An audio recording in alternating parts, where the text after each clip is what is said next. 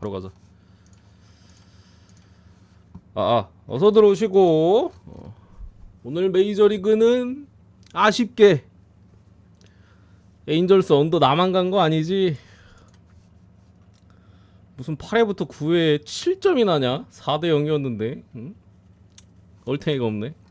몬테네그로 무랑 벨기에 오버랑 샌디 프렌이랑 에인절스 언더였는데 먹었다 했는데 저게 부러지네. 마지막에 8회 말에 0.5 3점 나가지고 0.5 언더길래 야 마지막에 솔런 치는 거 아니야? 했는데 웬걸 솔런이 아니라 투런을 쳐버리는 그냥. 아 진짜 지난번 애틀란타도 그렇고 진짜 괴역가 당하네 계속. 오늘 근데 전체적으로 메이저리그가 후반에 그냥 점수가 엄청 많이 났어요. 6회 이후에 그냥 연장 간격들도 많고 뭐 애리조나 저것도 그냥 마지막에 개극장 오바 떠가지고 물론 뭐 오바를 가진 않았지만 뭐 다른 경기들 다 이제 애틀란타 경기도 막판에 오바 뜨고 죄다 그냥 오늘 마지막에 오바충들 마지막에 살려주는 날이었던 것 같아. 어쨌든 그렇고 오늘 축구 경기가 좀 많은데 뭐 아예 좀 모르겠는 팀 제외하고는 대체로 좀 분석해왔습니다. 메이저리그는 제가 좀 시간이 부족해가지고 저녁에 밤 늦게 해서 이제 표를 업로드 할 거고 축구 분석만 쭉 가도록 하겠습니다. 갑시다. 바로 스피드 있게 가겠습니다. 첫 번째 일본 대 인도네시아. 이게 월드컵 예선 아시아 그 월드컵 예선이 그 아예 뭐 동기부여 없는 팀들이 많아요. 이 경기도 마찬가지입니다. 인도네시아 그 플레이오프 자리는 확정했고요. 일본도 1위 확정입니다. 그래서 뭐 크게 동기부여 없는 상황 속에서 펼쳐지는 부분이고 인도네시아가 어쨌든 간에 지난 경기 중국을 잡으면서 그래도 이제 코인 하나를 더 얻었어요. 4차 예선인가? 어쨌든 또 진출하게 돼가지고 코인 하나 더 얻어서 이게 그 대통령 5창까지 했더라고. 이 대표팀 애들 거기에 뭐 고급 손목 시계까지 뭐 선물을 받았다라는 얘기들이 있는데 약간 그래요. 내친김에 일본까지 잡아보자 하고 오늘 경기 나오는 모습인 것 같고 일본은 제가 지난번에 호주전에 분석 때 말씀드렸던 것처럼 이번 월드컵 예선에서 여러 그 기존의 주전급 자원들 많이 누락이 됐다라고 말씀드렸죠. 그 윙어 저 이또 주냐나 아니면은 저 또 누구야 분데스리가 이름 뭐였더라? 아무튼간에 해가지고 누락이 됐고 미토마부터 해가지고 뭐 수비 쪽도 이타쿠라 이런 애들 다 빠지고 그래서 지난 파리 올림픽이었나? 그때 멤버들 주축으로 해가지고 이번 소집이 된 부분이에요. 그래서 좀 테스트를 해보고자 하는 부분인데 그 와중에서도 한두 명 좀 부상당해가지고 직전 경기에서 또 빠졌습니다. 수비 쪽에. 그래서 어쨌든 간에 전력적으로는 우리가 이전 월드컵 예선에 알던 그 일본이 아니긴 하다. 이번 소집 명단 자체는 그런 부분인데 저는 그게 걸려요. 인도네시아가 어쨌든 간에 고급 시계까지 대통령한테 선물 받으면서 일본을 잡아보겠다라고 하는 지금 기세로 나오는 부분인데 그게 걸립니다. 아싸리 좀 수비적으로 해가지고 좀 결과라도 좀 얻어보자 했으면은 막말로 일본도 라인업이 약하고 공격 쪽에서도 결장자가 많기 때문에 무정도 캘 수 있겠다 싶은데 잡으려고 하면 오히려 대패할 가능성이 높다라고 봐서 뭐 잡는다는 것 자체가 좀 공격적으로 하는 부분인 것 같아요. 뭐 아주 근데 경기를 하면 아예 자연스럽게 내려앉을 것 같긴 한데 어쨌든 간에 저는 일본 만승 보겠습니다. 홈에서 펼쳐지는 경기고 뭐 경기를 주도하는 능력 자체는 있어요. 지난 호주전에서도 뭐 기존의 주전들 원래 예전 주전들 다 빠졌는데도 뭐 일본이 주도권 자체는 가지고 있어서 물론 이제 극장골 먹고 지긴 했습니다만 근데 이제 홈이니까 일본 사이즈를 봐주겠다. 근데 이제 배당 메리트가 뭐 아주 크진 않겠죠. 뭐 똥배니까 빠져도 세긴 세다. 넘어가고 두 번째 한국 대 쿠웨이트. 요것도 뭐 굳이 동기부여를 따지면은 우리가 뭐 1위 싸움을 하고 있는 부분이기는 해요. 근데 이게 별 의미가 없는 게 이게 우리가 쿠웨이트한테 져야 됩니다. 이 사실 핸디를 가지고 놀 거고 뭐 진짜 뭐 변수가 터진다면 무지 이거 질 일은 없잖아.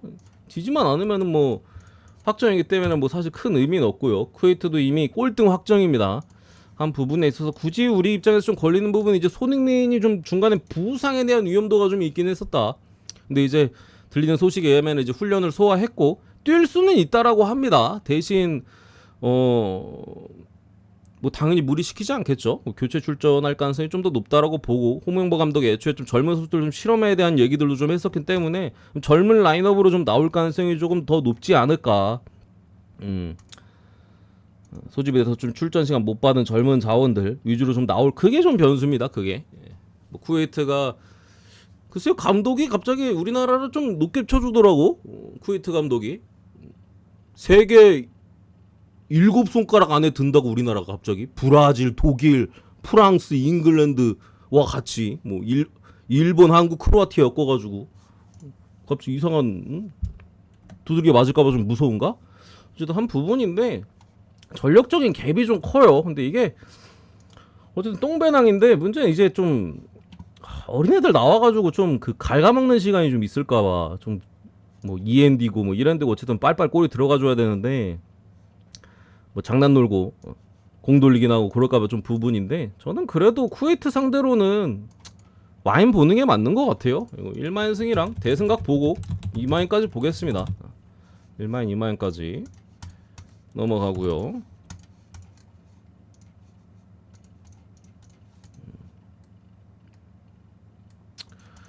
그리고 이게 생각보다 아시아 쪽 월드컵 예선이 별로 맛있는 경기가 없어.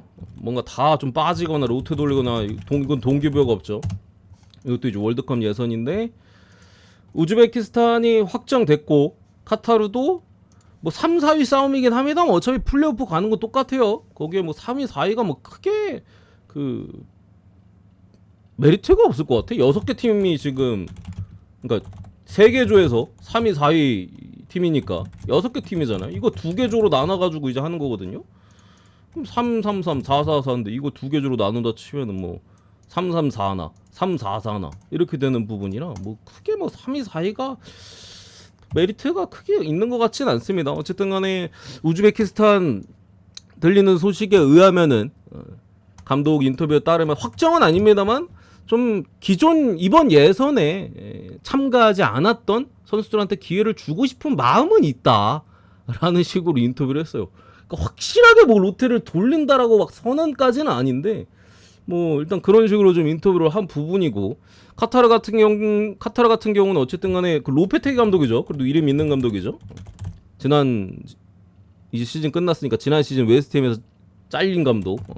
뭐 그리고 이제 세비야에서 유로파 우승도 많이 했고 이제 로페테기 감독인데 그 플레이오프 진출은 어쨌든 카타르가 확정 났잖아요. 그래서 이제 좀 그거 대비해서 친선 경기처럼 임하겠지만 진지한 친선 경기처럼 좀 임하겠다. 그래서 뭐 기존 주전 자원들이나 이런 선수들 좀 많이 출전하는 부분인 것 같아요. 전력적으로는 뭐 우즈벡 홈에서의 기세가 막강하고 하는 부분인데 저는 어쨌든 이것도 로테이션 돌릴 수도 있고 카타르 같은 경우도 이제 좀 그래도 갈아고 있는 감독이 앉아 있고 또 그 감독의 데뷔전이었던 지난 이란전이었거든. 또 상대가 이란이었어. 이란 상대로 어쨌든 1대0으로 카타르가 승리를 가져가긴 했었어요. 이게 물론 이제 퇴장 나와가지고 전반전에 이란이 퇴장당했어. 그래가지고 뭐 이게 아주 퇴장당했으면은 그랬던 부분이라 사실 모르긴 합니다만 그래도 프렌에 대한 접근이 조금 더 낫지 않을까라고 봐서 카타르 프렌스 보겠습니다. 카타르 프렌스. 개인적으로 우즈벡 배당이 왜 이렇게 낮나 싶긴 한데 이게 근데 좀 안전에 갈 거면 라인업을 좀 봐야 될 것 같기는 합니다. 이게 해외 배당이 우즈벡 쪽으로 엄청 많이 빠지고 있어요 지금. 국내도 1.78 배당에서 1.65 배당 빠졌는데 해외 배당이 국내 배당보다 더 낮아요. 엄청 빠지고 있거든요. 제가 뭘 체크 못한 건지 모르겠는데 카타르 프렌을 찍고 싶다면은 라인업을 좀 봐야 되지 않을까 싶은 부분이 있습니다. 그리고 키르기스탄 대 아랍에미리트 요것도 월드컵 예선인데 뭐 크게 두 팀 다 뭐 거의 확정 났죠. 키르기스탄 3위, 5위 자리 확정 났. 북한이 꼴등이고 5위 자리 확정 났고 아랍에미리트가 이제 카타르랑 좀 전에 봤던 카타르랑 이제 3, 4위 싸움인 부분인데 사실 뭐 크게 의미 없습니다. 저 순위 싸움은. 어쨌든 간에 이 경기에서 좀 관건은 아랍에미리트의 최근 소식에 의하면은 그 선수단에서 2명이 규율 위반으로 징계를 받았다라고 해요. 근데 그게 무슨 규율 위반인지는 밝혀지지 않았습니다. 걔 중에 한 명은 이제 사이드백 주전자원입니다. 닭 주전자원. 매 경기 지금 거의 선발로 뛰는 놈에다가 뭐 한 해까지도 빠지는 부분이 있고, 어쨌든 여기도 그 플레이오프 데뷔해가지고 나름 진지한 친선전 같은 느낌인데 키르기스탄이 홈에서 만만치 않거든요. 거기에 뭐 징계에 대한 좀 부분도 있기 때문에 보통 이런 경기는 일반적으로는 무앤무가 좀 많이 뜨긴 해요. 이겨도 뭔가 막 1대0이나 이런 승리 같은 것들. 키르기스탄도 홈에서만큼 만만치 않기 때문에 이거 그냥 가볍게 무승부앤무 보겠습니다. 무승부앤무 정도 찍어볼 만한 것 같다. 단통승으로 갈 거면 그래도 아랍으로 찍는 게 좀 더 낫지 않을까. 어쨌든 키르기스탄도 홈이기 때문에 뭐 로테이션 막 확 돌리거나 그러진 않을 겁니다. 그래서 저는 무승부앤무가 조금 더 낫지 않을까. 넘어가고 아제르바이잔 대 이제 헝가리. 이거는 이제 A매치 친선전입니다. 친선전이고, 일단 헝가리가 지난 A매치 때 저기 스웨덴한테 홈에서 2대0으로 완패를 당했어요. 완패를 당했고, 아제르바이잔 같은 경우 이제 라트비아 원정에서 0대0 무승부를 캤었는데, 어쨌든 헝가리가 사실 유로도 나가고 최근 몇 년 동안의 그 축구 대표팀의 어떤 기세가 상당히 좋았었거든요. 근데 최근에 좀 꺾인 부분은 분명히 있습니다. 그 감독도 헝가리에서 좀 오래 해먹은 감독인데, 스웨덴전에서 어떤 그 월드컵 예선 전이니까 지금 A매치 2게임째잖아 헝가리가. 그래서 그 경기들에서 좀 새로운 전술적인 요소들을 시험하고 싶다라고 했었거든요. 근데 그게 스웨덴전에는 하나도 안 통했어요.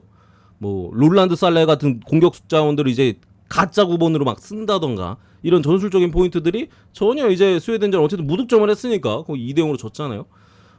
통하지 않았었고, 오늘 요 아제르바이잔 경기는 평소 하던 대로 경기를 한다라는 부분이고, 기본적으로 대신 이제 좀 어쨌든 누수는 헝가리가 좀 가지고 있습니다. 기존에 이제 굴라시 골키퍼가 어쨌든 올해를 끝으로가 아니지 은퇴를 선언했죠, 골키퍼. 그래서 이번 소집부터 합류를 안 하는 부분이고, 또 이제 본머스의 사이드백 케르케즈 올 시즌 굉장히 했잖아요. 얘도 이제 뭐 지난 A매치도 마찬가지고 오늘도 빠졌고, 그리고 가즈다, 얘 이제 미국 축구 콜럼버스에서 뛰는 놈인데 꽤 괜찮은 놈입니다. 헝가리에서 주전 로테이션급인데 얘도 2선 자원에서 빠지고 하는 부분인데, 뭐 긍정적인 소식은 지난 그 스웨덴전 어쨌든 전술이 잘 안 통했었기 때문에 그때 전술을 이제 안 쓴다 하는 것과, 그리고 이제 바르가라고 헝가리 주포 있거든요. 그 새끼가 오늘은 출전을 한다. 뭐 이런 부분이고, 아제르바이잔은 뭐 그냥 사실 뭐 공 못 차는 팀이에요. 그 지금 감독 부임 이후에 거의 뭐 최근 9경기 동안 2무 7패인가?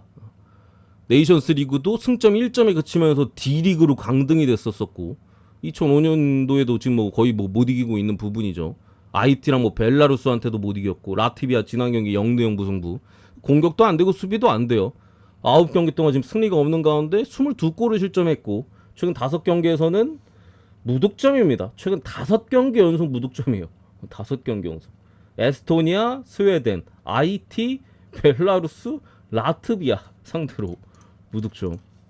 뭐 저 스웨덴은 이해가 가긴 합니다만 다른 팀도 잘 못하나. 그리고 헝가리랑 상대 전적이 7전 7패입니다. 전패요. 여기 헝가리랑 맞대결에서도 5경기 무득점으로 제가 알고 있고 2골밖에 없을 거예요 아마. 5경기 동안 무득점에다가 7번 다 해서 2골밖에 무실점. 어쨌든 5경기에서 무득점에다가 총 다 해도 2골밖에 없을 겁니다. 한 부분에 있어서 헝가리가 요즘 안 좋기는 한데 또 좀 하던 대로 한다고 하니까 주포도 좀 나오는 부분이고, 아제르바이잔 너무 안 좋기 때문에 A매치긴 한데, 이 헝가리도 최근 한 5경기인가 6경기 동안 승리가 없거든요. 승리에 좀 목마른 타이밍이긴 하다. 결장자만 없으면 훨씬 더 좋았을 것 같은데, 막 케르케즈나 몇 명 빠진 게 좀 아쉽긴 한데, 찍으라면 헝가리가 유리해 보이긴 합니다. 그래서 헝가리 승 쪽으로 보고요. 그리고 뭐 이란 대 북한이 요거 뭐 이란 만승 보고요. 뭐 둘 다 동기부 없습니다. 이란도 아니네. 이란은 동기부여 있네.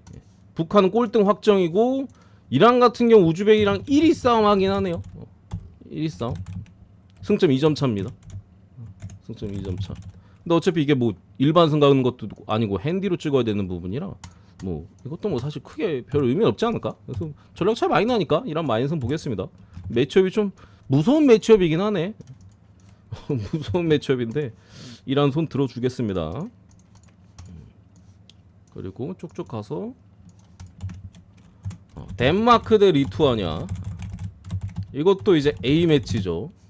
별 의미 없는 평가전인 부분인데 덴마크가 어쨌든 제가 지난 경기 사실 그 원래 좀 A매치 덴마크는 언더가 좀 많이 뜬다. 근데 배팅하기가 좀 애매한 부분에 대해 설명을 드렸죠. 언더 배당도 그때 많이 떨어졌었는데 뭐 특히나 이삭센 작년 5월 말에 성인 국가대표팀 데뷔를 한 그 이삭센 라치오 그 측면 그 엄청 잘한 놈 있잖아.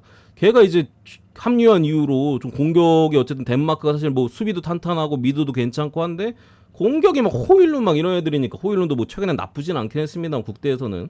근데 어쨌든 간에 뭐 돌베리 이런 애들도 한창 뭐 어렸을 때는 각광 받다가 우울증 걸려가지고 2년인가 3년을 날려먹었고 뭐 근데 이삭센의 등장 때문에 뭔가 이게 언더스러운 느낌이 조금 사라졌는데 아니나 다를까 이삭센이 득점을 올리면서 동점골 넣으면서 덴마크 2대1로 오바 띄우고 뭐 이기기까지 했는데 어쨌든 간에 그런 부분에 있어서 긍정적인 부분은 있다라고 봅니다. 리투아니아 당장에 뭐 크게 의미 없는 상황 속에서 덴마크 승 볼게요. 덴마크 승. 다음 마인까지는 좀 그렇고 덴마크 일반승 보겠습니다. 근데 핸디도 아니지 2마인이 좀 그렇고 2마인까지는 그렇고 1마인승 보겠습니다. 뭐라냐 나 지금 리투아니아 상대로 일반승이 당연히 개똥배지. 1마인승 볼게요. 2마인까지는 잘 모르겠어. 그 정도 화력이 좀 애매한 것 같아서 가볍게 보고 넘어가고 그리고 스웨덴 대 알제리. 요것도 A매치입니다. A매치인데 겨우살이님 어서오세요. 오늘 좀 일찍 켰어요. 일찍 경기가 있기도 하고 그냥 분석 끝나자마자 바로 표는 제가 그 분석 끝나고 업로드합니다. 빨리 끝내버리려고 조합 짜기 전에 바로 켰어요. 이 경기도 A매치인데 일단 요거 결장자들이 좀 많아요. 스웨덴 같은 경우 지난번에 내가 분석을 했었나? 어쨌든 분석을 안 했었나? 근데 어쨌든 그 이삭 뉴캐슬 주퍼죠. 그리고 이번 시즌 굉장히 핫했던 교케레스 뭐 아스날이나 기타 여러 팀들 이적설 있고 클루세스키도 토트넘 뭐 결승 가서 다 아시겠지만 부상으로 중간에 빠졌죠. 여기에 지난 경기는 출전했습니다만 엘랑가도 빠집니다. 이제 맨유에 있었었고 노팅엄에 이제 측면 공격수에서 이번 시즌 되게 잘했죠. 여기에 이제 린델로프 출산 휴가로 빠집니다. 기본적으로 누수가 상당히 있는 가운데 지난 어쨌든 간에 공격 쪽에 지금 굉장한 큰 4명이나 빠져요. 4명이나 스웨덴이. 근데 지난 어디였어? 아까 거기랑 헝가리와 이제 친선전에서 원정에서 2대0으로 승리를 했는데 사실 어쨌든 스웨덴이 수비가 좋은 팀은 아니에요. 원래 한창 잘할 때도 뒷문은 불안했었거든요. 근데 긍정적인 부분은 미드필더진은 상당히 인상적이긴 했다. 미드필더진. 올 시즌 브라이튼에서 야무지게 좀 뛰었었던 야얄이나 아니면은 저 라르손, 프랑크푸르트에서 꽤 괜찮게 했었죠. 이런 젊은 자원들이 확실히 힘을 쏟아주면서 얘들은 그대로 나온다고 해요. 지난 경기 때 되게 인상적이었는데 얘는 득점도 올렸었고 그대로 나오는 부분인데 어쨌든 뒷문은 사실 그 헝가리가 무득점하긴 했지만 골키퍼가 잘 막긴 했어요. 골키퍼가 몇 개 막은 것도 있어. 그래서 그게 좀 걸리고 또 이제 전방에 어쨌든 많은 선수들이 빠지는 부분들 요게 좀 걸리는 부분이고 알제리는 그 마레즈 옛날 맨시티 지금 뭐 사우디에 있나? 마레즈가 이제 여전히 이끌고 있고 측면 수비 쪽에 뭐 아딸이나 얘가 프랑스 리그였나? 그리고 이제 벤세바이니 뭐 벤탈레 이런 빅리그들 벤나마 여기 뭐 아인누리 맨시티 오피셜 떴나요? 아인누리? 어쨌든 뭐 요런 선수들 포진한 부분인데 결장자 원래 사실 스웨덴 경기 그냥 오바가 좀 괜찮거든요. 찍기에는 사실 알제리도 어쨌든 뭐 쫄깃하니까 주전들 빠진 애들 없으면은 오바가 좀 괜찮은데 뭐 알제리도 빠진 애들이 있긴 합니다. 그 클럽 월드컵 튀니지 클럽 월드컵 뛰는 애 주전 샌백이랑 해가지고 좀 빠진 부분이에요. 거기에 측면 로테이션 공격수랑 해가지고 둘 정도 빠진 부분인데 요거 그냥 무승부 보겠습니다. 우선 결장자들도 좀 있는 상황에서 원래 오바가 맞고 이게 배당이 다시 올라갔네. 구매율이 몰려가지고 이제 오버 배당에 떨어졌었는데 4시에 다시 배당이 올라갔네. 왜냐면은 좀 전에 보셨다시피 스웨덴 쪽이 공격 쪽에 결장자 많고 하니까 알제르도 이거 A매치인데 얼마나 열심히 뛰겠습니까? 그런 부분에 있어서 이제 메리트가 없다고 보고 언더 배당이 살짝 지금 빠졌는데 그래서 지금 국내 배당이 동배당으로 됐나 보네. 그래서 저는 그냥 무조건 치울 만한 경기지 않나. 뭐 어느 한쪽으로 고르기가 좀 애매합니다. 어느 반은 언더.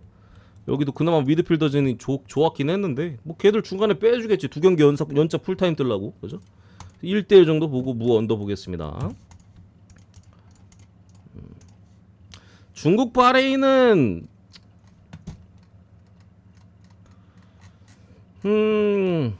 표에는 제가 지금 분석은 따로 안 했는데 표에는 뭐 오바나 승패를 올 거면 바레인 프렌 쪽을 봤는데 그냥 굳이 뭐 주력으로는 못 찍겠지만 오바가 좀 낫지 않을까? 중국도 어쨌든 간에 이게 꼴등 대전이에요. 지는 팀이 꼴등이에요. 지는 팀이 꼴등. 중국은 비교도 꼴등이고 그런 부분이고 바레인도 제가 지난 그 사우디전에 말씀드렸다시피 얘들이 수비를 하면은 그래도 찐득하게 잘 하는데 그러니까 동기부여가 있으면 프렌이 더 좋은데 뭔가 승리에 대한 동기부여가 뭐 크지는 않으니까 사우디전도 이기려고 공격적으로 하니까 결국 역습에 털려가지고 졌잖아. 그래서 오늘도 그냥 비슷한 느낌에서 그냥 다득점이 좀 낫지 않을까?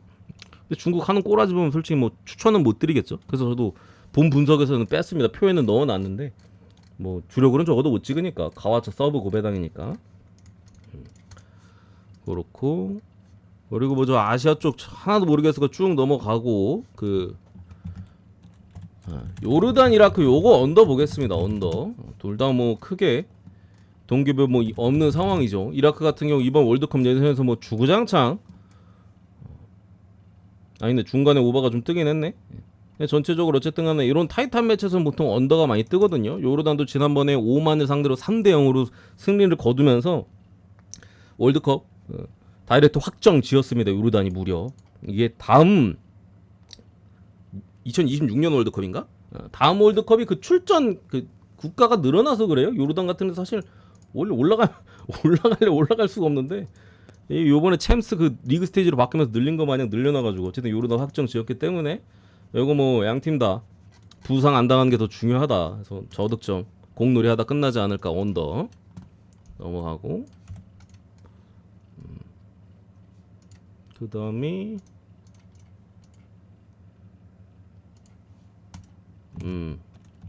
사우디 대 호주. 요거 지난번에 이제 호주가 승리를 거두면은 사우디는 이제 가능성이 없어진다라고 말씀드렸는데 호주가 극장골로 야 이게 극장으로 들어가네. 이게 극장 안 들어갔으면 이거 진짜 단두대 매치거든요. 월드컵 티켓 놓고 그냥 단두대 매치인데 호주가 극장골 놓고 이겨버리는 바람에 이게 사우디가 올라가려면은 호주가 지금 득실이 플러스 8이고 사우디가 빵이니까 5골 차로 이겨야 되네. 4골 차로 이기면 어떻게 되지? 어쨌든 4-5골 차로 이겨야 됩니다. 사우디 입장에서는 뭐 도박하는 거죠. 뭐 어차피 저도 똑같아. 플레이오프 나가는 거니까. 그래서 이런 경우에 그냥 뭐 에라 모르겠다 그냥 오바 쪽 그냥 한번 찔러보는 느낌. 대신 이게 좀 애매한 부분은 호주 입장에서는 안 먹히면 된다라는 마인드로 잠글 수도 있어요. 맞잖아.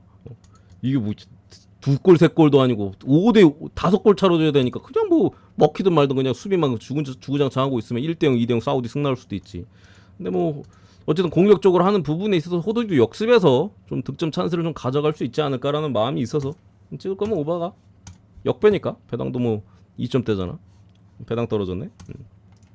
뭐 그거 하지 않나. 배당 메리트 적인 관점에서 넘어가고요. 그리고 잉글랜드 대 세네갈 A매치입니다. A매치고 이 경기도 모르겠어요. 잉글랜드가 지난번에 안도라였나요? 어디였지? 경기 보다가 어이가 없어가지고 안도라 상대로 1대0 승리. 물론 좋은 찬스를 여러 차례 놓치긴 했습니다. 어쨌든 간에 좀 많이 아쉽죠. 안도라 상대로.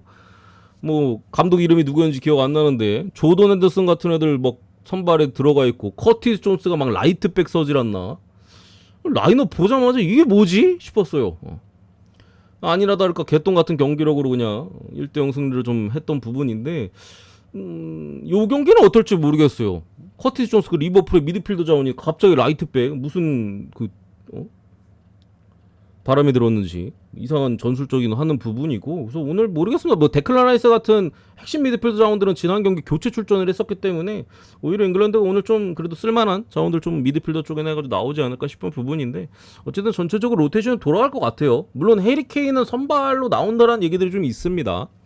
세네갈 같은 경우 이제 마네의 팀인데 옛날 이제 리버풀 사디오 마네, 오늘은 좀 빠져 있는 부분이 있고, 그래도 뭐 이스마일라 사르나 저 에버튼에 아니면은 뭐 게예, 뭐 첼시의 뭐 맨디, 뭐 니콜라 잭슨, 그리고 이제 김민재와 바톤 터치한 이제 쿨리발리 이런 애들이 있는 이제 세네갈인데, 잉글랜드의 지난 경기 경기력을 봤을 때 솔직히 세네갈이 어쨌든 만만치 않아요. 더군다나 신체적으로 강한 아프리카 팀이기 때문에 뭔가 좀 에너지가 좀 떨어져 있는 상태에서 저는 부담스럽지 않을까 생각합니다. 이 경기 세네갈이 2프레네 대승할 것 같은 느낌은 딱히 없어서 2프레네 언더 보겠습니다. 1대0이나 이게 더 뭔가 아싸리 햄무 찍고 치우던가 그냥 고배당으로 소액으로 뭐 그런 느낌으로 봤습니다.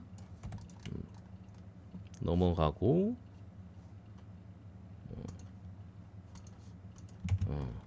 그리고 세르비아 대 안도라, 요거 3.5 언더 볼게요. 3.5 언더.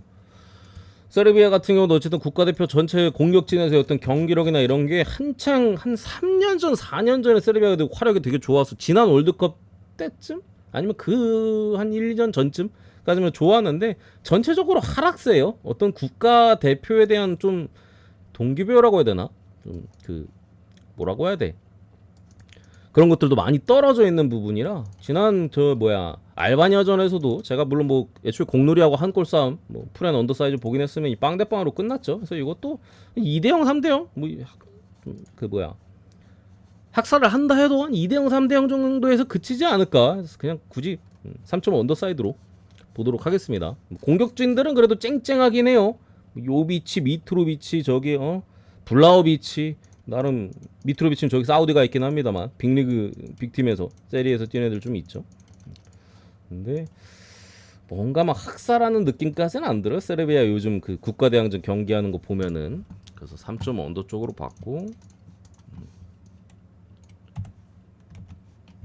그리고 네덜란드 대 몰타. 참고로 저 세르비아 경기는 저 월드컵 예선입니다. 월드컵 예선.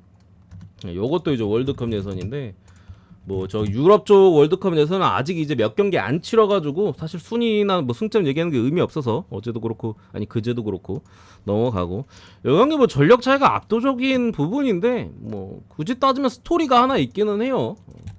그 네덜란드와 몰타의 오래된 스토리가 하나 있는데, 예전에 지금 네덜란드 감독이 쿠만이지 않습니까? 40년 정도 전에 1983년에 쿠만이 이제 국대 시절 네덜란드, 이때 몰타가 네덜란드를 정확히 기억 안 나네. 월드컵이었나? 유로였던 것 같다. 유로에서 떨궜습니다. 몰타가. 이 몰타가 어떻게 떨거냐 싶은데 그 당시 상황이 뭐 사실 얘기할 게 없으니까 이런 거라도 경기 볼 때 그래도 재밌잖아. 얘기하는 부분인데, 그 스페인이랑 이때 유로 그 예선에서 네덜란드랑 승점이 동률인 상황에서 네덜란드가 골득실에서 10골 차인가 앞서고 있는 상태였고, 스페인의 마지막 경기 상대가 몰타였습니다. 근데 스페인이 11골 차로 이겼어요. 그래가지고 이제 네덜란드가 떨어지고 스페인이 올라갔는데, 이게 뭐가 뭐 악연이냐 싶겠지만, 이때 당시 이제 몰타의 이제 골키퍼가 보넬로라는 골키퍼였는데 몇몇 가지 발언들이 있어. 경기 전 그 스페인이랑 경기 며칠 전에 스페인 이 짐승 같은 놈들, 이 새끼들 뭐 유소년들이랑 경기 해봐야 그러니까 애들이랑 차도 11골 못 넣는 개 버러지들이다. 그러니까 자극을 해서 스페인을 반대로 스페인을 자극을 해버린 거야. 야, 이 새끼들 와봤자 뭐가 핫바지 새끼들 이렇게 자극을 해버리니까 스페인이 빡이 친 상황에서 또 들리는 그때 당시 뭐 카더라를 의하면은 이 보넬로 골키퍼가 네덜란드전 5대0으로 졌거든요. 5골 먹혔잖아. 그래가지고 아 개빡치네. 뭐 빌어먹을 네덜란드 같은 놈들 내가 스페인 올려버린다. 이게 아까 스페인 관련 자극되는 그 스페인을 자극하는 발언과 이런 발언까지도 물론 이게 확정은 아닙니다. 이게 네덜란드 측에서 나온 얘기예요. 이런 얘기들이 있었는데 이때 당시 어쨌든 쿠만이 국대였던 부분이고 유로에 떨어졌었고 네덜란드가 유로에 올라가지도 못했었고 그리고 공교롭게도 몰타의 골키퍼가 저 아까 보넬리 저 당시 40년 전 몰타 주전 그 골키퍼였잖아요. 지금 몰타의 골키퍼가 이 보넬리 아들입니다.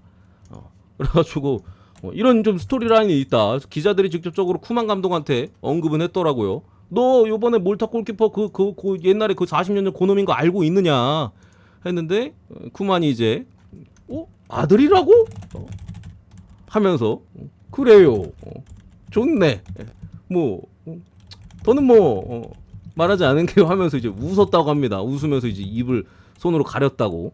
그러면서 이제 또 기자가 그러면 이제 복수심 같은 게 남아 있냐 했는데 쿠만은 아주 침착하게 이제는 아니다라고 좀 답했다고 하는데 어쨌든 이런 스토리라인이 좀 있기는 해요.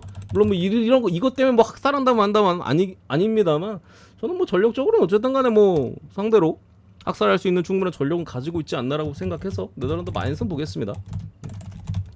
이렇게 이런 스토리 가지고 몰아놓고 귀신같이 햄무 뜨는 거 아닌가 좀 걱정은 돼요. 근데 뭐 애초 전력상으로 좀 차이가 많이 나니까 마인승 보고요. 한국 대 쿠웨이트 생무 어떤가요? 그건 뭐 홍명보 감독을 걔로 보면은 뭐 그렇게 찍을 수 있죠. 제가 근데 지난번에 홍명보 감독 어쩌고 저쩌고 하면서 무승배무 봤다가 그거 한폴락 했어요. 그 뭐 한국 그 이라크였나요 그때? 근데 전반 퇴장 나와가지고 제 얘기를 할. 하필 퇴장까지 나와가지고. 그리고 핀란드 대 폴란드. 요것도 이제 월드컵 예선인데.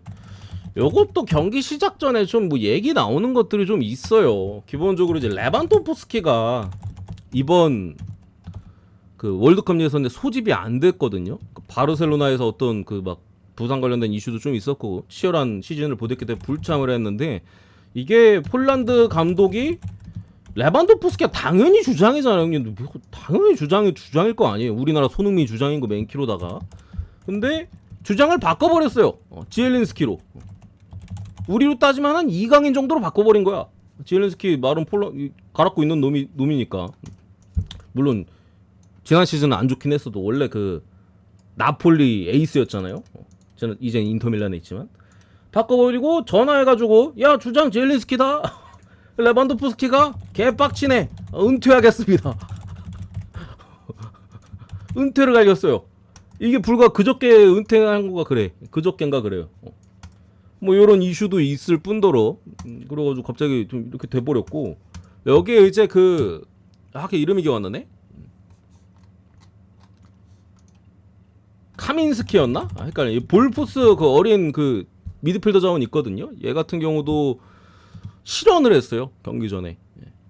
그러니까 예를 들면 이 경기에 대해서 어떤 인터뷰를 진행함에 있어서 근데 뭐 우리 뭐 국민들이나 뭐 너도 알지 않느냐 이 경기 중요하다. 우리 월드컵 예선 중요해. 아니, 쉽지 않을 것 같아. 왜냐면 이 경기 끝나고 다들 이제 휴가 떠날 생각하고 있거든. 이런 말도 안 되는 엄청 욕먹고 있어 지금. 아니 이게 국가대표 소집돼가지고 월드컵 예선하는데 이런 망언을 지금 지금 폴란드 국가대표팀이 불과 며칠 사이에 지금 이런 일들이 좀 벌어졌습니다. 이거 어떻게 찍습니까? 정배인데 이거 맞잖아. 갑자기 은퇴 한 명 그냥 주장 뺏겨서 은퇴해버리고 얘 2002년생에 그래. 우리로 따지면 그냥 배준호 정도가 이제 갑자기 야 경기 끝나고 이제 시즌도 끝났겠다 저기 어디요? 여행 좀 가야 되는데 그런 것 때문에 좀 경기 쉽지 않을 듯? 핀란드 프렘 보겠습니다. 뭐 전력 자체는 그 폴란드가 앞서기 때문에 이길 수도 있어요. 더군다나 이미 적어가지고 뭐 여러 저런 얘기들이 나오고 있어서 선수들이 뭐 실제로 저것 때문에 열심히 뛰지 않을 거다 이런 얘기를 볼 수는 없는데 근데 어쨌든 간에 사실 그럼 폴란드를 찍을 거면 사실 다른 경기를 찍는 게 낫지 않을까. 저런 발언을까지도 뭐 은퇴에다가 저런 실현까지도 한 팀을 굳이 가가지고 만약에 부러지면은 아 이거 있는데 내가 왜 이걸 찍었을까 다른 경기 찍지 약간 이런 생각이 드니까 핀란드 프랜승 보고 다른 경기 넘어가서 뭐 산마리노 대 오스트리아 뭐 재밌는 경기들이 많아요. 오주 네덜란드 몰타부터 해가지고 핀란드 폴란드도 그렇고 이름도 비슷해가지고 요거 이제 오스트리아 마인슨 보겠습니다. 산마리노 이제 축구 선수를 직업으로 삼는 분들이 뛰지 않잖아요. 농부분들이나 이제 어부분들이 이제 그거기 때문에 뭐 핸드가 크긴 해도 뭐 전력상으로 뭐 충분하다고 생각이 들고요. 그리고 우루과이 대 베네수엘라. 요것도 이제 월드컵 예선인데 좀 전에 봤던 저 산마리노 경기도 월드컵 예선입니다. 요거는 이제 우루과이 대표팀의 어쨌든 문제에 대해서 제가 지난번에 문제가 좀 많긴 하죠. 어쨌든 올 이번에는 소집 자체도 뭐 그 발베르데 레알 마드리드에 또 누네즈랑 또 누구 있었는데 벤탄쿠르였나? 누구였지? 하여튼 해가지고 소집이 안 됐어요. 거기에 이제 비엘사 감독의 어떤 그 선수단 장악 부분에 있어서도 수아레즈도 은퇴하면서 이제 비엘사 감독을 저격하기도 했었었고 전체적으로 뭐 안 좋은 얘기들이 좀 흘러나오고 있는 부분에 있어서 그 이후로 어쨌든 간에 우루과이가 승리가 거의 없습니다. 최근 10경기 동안 평가전 다 포함해서 1승 6무 3패예요. 최근 3경기 동안 무득점이고요. 우루과이가 안 좋죠. 그나마 홈에서는 지지 않는 경기를 많이 합니다. 이 원정에서 한 번도 못 이겼을 뿐이지. 지난 경기 제가 파라과이 일반승 봤잖아. 그냥 2대0으로 끝났었고 승 언더. 우루과이 무득점 할 것 같다고. 네, 뭐 홈에서는 거의 뭐 지지는 않고 있는 부분인데 뭐 똥베로스의 메리트가 있을까라고 생각을 해서 무승부무 보겠습니다. 무승부무의 언더 사이즈 볼게요. 1대0 1대1 이겨도 뭔가 좀 신승하지 않을까. 이 정도 사이즈 보고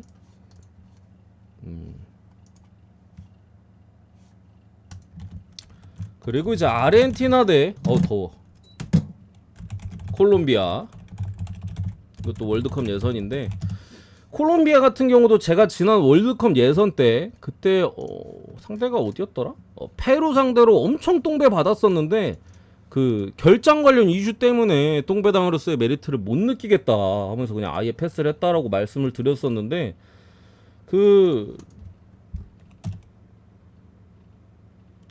그때 막 시니스테라랑 뭐 루이스 디아스도 그때 당시 빠졌던 것 같고 했는데 오늘은 이제 듀란 빠집니다. 시니스테라 듀란 부상 관련 이슈로 빠지고 루이스 디아스는 뭐 나오는 것 같은데 어쨌든 간에 전력적인 부분에 있어서 결장자들 특히나 공격 쪽에서의 좀 출혈이 있는 상황이기 때문에 뭐 아르헨티나가 홈에서 잡을만하지 않나. 아르헨티나 승 보겠습니다. 아르헨티나 승 배당도 생각보다 좀 높게 받은 것 같아요. 18번째 딱 경기 많아. 저 코멘트 위주로 하는데도 멕시코 대 튀르키예. 여기서 A매치 요거 같은 경우 제가 지난번에 설명드릴 때 그 지금 컵이 그 아메리카 북미에서 캐나다 쪽에서 열리는 그 친선 컵 대회가 있고 미국에서 열리는 친선 컵 대회가 있다고 지난번에 말씀드렸었죠. 요거는 이제 미국 쪽에서 열리는 그 친선 컵입니다. 이제 그 미국, 스위스 이렇게 해가지고 네 팀이서 나름 뭐 멕시코나 스위스 같은 경우 전력 좀 빵빵하게 나왔고 한 부분인데 어쨌든 간에 전체적으로 보면은 다득점의 경기들이 좀 나오고 있어요. 이게 생각보다 이 친선컵이 좀 오버가 많이 뜨더라고. 캐나다도 그렇고 미국도 그렇고 지금 거의 오버바 떴나? 그래서 이 경기도 오버 보겠습니다. 오버. 그럼 자체가 열어놓고 좀 두들겨 패는 서로 난타전 양상으로 좀 가는 경기들로 좀 가고 있지 않나 라고 봐서 그래도 튀르키예 경기 오버 많이 뜨잖아요. 뒤로 물러서는 팀도 아니고 그래서 다득점 찍어볼만 하지 않을까. 또 경기 많네. 그리고 브라질 대 파라과이 월드컵 예선이고 참 월드컵 예선 왜 승점 얘기 안 했냐 뭐 하실 수도 있는데 저기 뭐 베네수엘라가 지난번에 이겨서 따라오긴 했네. 여기서부터 좀 얘기를 해볼까? 파라과이가 24점 브라질이 22점 우루과이가 21점, 콜롬이 21점, 베네수엘라가 18점.